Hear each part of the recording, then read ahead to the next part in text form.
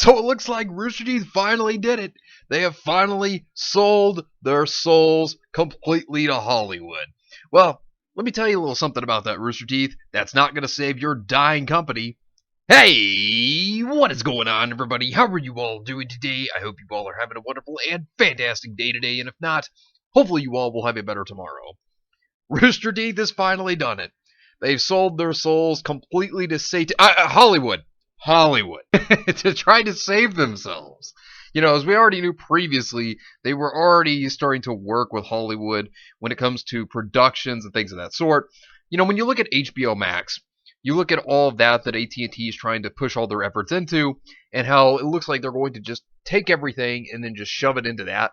Well, Rooster Teeth is trying to stay relevant so they don't have to be shoved into that. But you made a vital mistake yet again, Rooster Teeth. You went full Hollywood. You never go full Hollywood. If anybody gets that reference, you'll know what that was from. So, this is from Variety. Michael B. Jordan series Genlock, well, that's a trash fire series, announces Season 2 Writers' Room supporting hashtag Change Hollywood Inclusion Initiative exclusive. The Michael B. Jordan starring animated series Genlock has increased representation and inclusion in its writers' room for the show's upcoming second season. Producers Rooster Teeth and Outlier Society have announced. So, you know, as we can see, Rooster Teeth trying to get more involved over here with that. Kind of funny that this show is going to be on HBO Max, by the way, because if you recall, what did Rooster Teeth say? Oh, that's right. They stated with the Rooster Teeth First that all their content would be exclusive to First before anywhere else. Yeah, that statement didn't age well. Oh, Rooster Teeth, you're a trash fire. Daniel Dominguez, Masai Singleton, Evan Nakris, Crystal Peluso, and Gavin Hignite make up the writers' room for the second season of the series, which will premiere on HBO Max. Yeah, of course it is. Of course. Like I said, didn't age well on your statement, Rooster Teeth. The animated series takes place 50 years in the future amid an oppressive authoritarian regime that threatens to conquer the world. So the plot is about their Hollywood overlords. Got it. It's all about Hollywood. Jordan voices the series' lead character, Julian Chase, and also serves as an executive producer. When I was a teenager, I fell in love with anime because my imagination was always strange and hyperbolic, the way cartoons are, says Dominguez, who serves as head writer on the new season, said in a statement, I could not be more honored and excited to have been given this opportunity to work with Rooster Teeth because they embrace the same spirit of expanding the boundaries of storytelling that is doing its small part to make the world a better and more empathetic place. You sure about that? Last time I checked, when it came to their creativity, they had to go for an art contest because they couldn't come up with Grimm. Also, if you look at their storytelling, it's really just devolved and it's regressed. It's become very terrible. And if you look at the employees, a lot of them, the majority of them, come out with some pretty terrible things on Twitter. I don't know about them being good in trying to make the world a more empathetic place. But, I'm just saying. The writers collectively increased the show's behind-the-scenes representation across Black, Latinx, and LGBTQIA+ communities. Inclusivity and amplifying Black and Brown stories has always been at the forefront of Outlier Society and our productions, Jordan said. I am proud to work alongside HBO Max and Rooster Teeth to hashtag Change Hollywood and ensure our writers' room for Genlock is a reflection of the world we live in. This article doesn't really have a whole lot about Rooster Teeth. It's more like just... Yay, Rooster Teeth here. They're there, and they just acknowledge it. That's about it. But this goes to show that Rooster Teeth is not the company that people once knew them as. They're nothing more than a, piece in the machine, and that's about it. And they're trying to obviously be political, as we've seen before, so that they can try to stay alive. That's clearly what they're doing here. Clearly obvious. Hashtag Change Hollywood is the latest initiative launched by Jordan's Outlier Society to help promote inclusivity in the industry. Jordan founded the production company in 2016, which has gone on to become one of the first top publicity adopt to inclusion writer. Alongside Jordan, Genlock is executive produced by Alana Mayo of Outlier Society, along with Rooster Teeth's Matt Holm and Ryan P. Hall. The series is produced by Rooster Teeth. You know what this sounds like to me? It just sounds like Rooster Teeth is being pushed to the back. And it's like, Michael B. Jordan and Outlier Society are the important components. It's like Rooster Teeth's just the third wheel. That they're just there. And it's like, yeah, Rooster Teeth's involved. Yeah, that's what this sounds like to me. The Genlog writing team will be featured on a Meet the Writers of Genlog Season 2 panel at Rooster Teeth's RTX at-home virtual event with its Animation Festival programming sponsored by HBO Max. For one, that event is way too long. I mean, 10 days. Way too long. Secondly, they're doing it because they think they can make the money to save themselves. Third, HBO Max is the one that is sponsoring it. Pretty funny, huh, Rooster Teeth? You know, isn't that very telling when you think about it? And, you know, the other thing to look at here, it's like what I've been hearing about how it seems like Warner Media and AT&T are going to take multiple companies and they're going to roll them in. Like, for example, like how they were planning on just selling off Crunchyroll, right? Because apparently to them that doesn't seem like an important asset.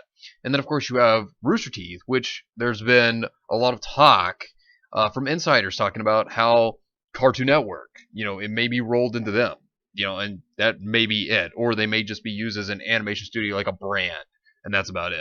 You know, because when you look at it, when you look at how they've now gone to Hollywood, you know, they've gone completely and fully Hollywood now to try to save their skins, you know, that already is very telling that something is not good. And, you know, this company's been falling apart at the seams. And we've been seeing it for the past almost 2 years now. It's been a year and a half. We've been just seeing this company gradually decline. And, I mean, it just continues to sink. There's never anything good that comes out of this company. It just continues to fall apart. I mean, now they're going and doing what?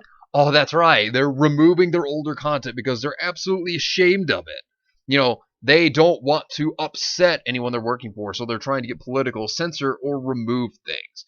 You know, Rooster Teeth thinks that's going to save them. Yeah, that's not going to save you. And, you know, we can't forget the political stuff they're going into. Because, you know, they were caught in their hypocrisy where they were virtue signaling, and it was absolutely hilarious when they got caught on that. And, you know, that's the thing, is that they even stated basically that if you're not with us, then you're against us. I'll tell you right now, Rooster Teeth, that was one of the dumbest things you could have ever possibly said. And, you know, people, they have left you for good reason. You know, very good reason, because of things like this. And, you know, that's the thing. One thing that really proves that they have a lot of problems here, and I wanted to point this out because I thought this was pretty funny. So, Rooster Teeth themselves, if you go to their store right now, right, you look at their merch you can buy and whatnot, they seriously have a shirt, a flannel shirt with Yang's name on it. Just her name, nothing else. And it's $60. $59.95 for a flannel shirt with Yang's name on it. That's it. $59.95. That is absolutely ridiculous. They're doing this because they're bleeding money and they know it. They know that they're losing people. They know they're losing subscriptions. They know people aren't sticking with them. They're not making the money, and that's why they're relying upon the merch, and they have it so expensive. This is exactly why. You want to see things getting even more outrageous? Well, they have a jacket in their store, right? This jacket itself, take a look at this. It is $99.95 for a denim jacket with an Amity Arena, which is their mobile game, art print on the back of it. Yeah, I'm not even kidding. This, to them, they think is $100 worthy. And to make things better, you want alternate colors? Oh, you only get blue. You only get blue. Yeah, that's right. I love how they have the whole color, how you can pick other colors. You can only pick one color, and it's only in blue. And they think that this is worth $100. They think that this is something that people are going to go and throw $100 at. I mean, seriously, who's going to want to do that? That's definitely not worth $100 in my opinion. And the blue with that background for the Amity Arena art, that just doesn't look good. Now, had it been something like black, in my opinion, I think it would have looked cooler. I think that would have fit, especially as someone who's an artist. You know, that would have been a better look, but it looks bad. And then, of course, the poster came out today, and the poster is just bland as ever. This doesn't get me excited for Volume 8. Then again, you know, none of the trailers have either. It looks trash. It looks just terrible. They look bad. But, you know, this goes to show you, Rooster Teeth, they are not who they used to be. they are now trying to rely on Hollywood to save their skins when Hollywood themselves are in trouble. So that's not going to go over well for them. If anything, this meme sums up everything. I got to give a shout out to Gorn. He's the one who made this meme. And absolutely fantastic. And it actually sums up everything. Born in 2003, died 2020, cause of death, identity politics, and disrespect. And that is the truth. Because Rooster Teeth continues to show that they are doing nothing more than going downhill. I mean, going to the snake's den Hollywood to try to save themselves, yeah, that's the worst thing they could have possibly ever done, especially selling themselves out completely. Yeah, that's the worst thing you could have ever done. And it goes to show that what Rooster Teeth once was is no more. They are not the company that people loved and enjoyed back in the day. All that's left is this bland, boring husk of a company. And that's really all Rooster Teeth is now. But anyways, let me know what you think about this entire situation down below. Subscribe to the channel if you were new here. And make sure you were still subscribed because YouTube is unsubscribing people from all their favorite channels. So make sure you were still subscribed to all your favorite channels. Hit the video with a like and also be sure to share the video on social media. Spread the word and get it out there.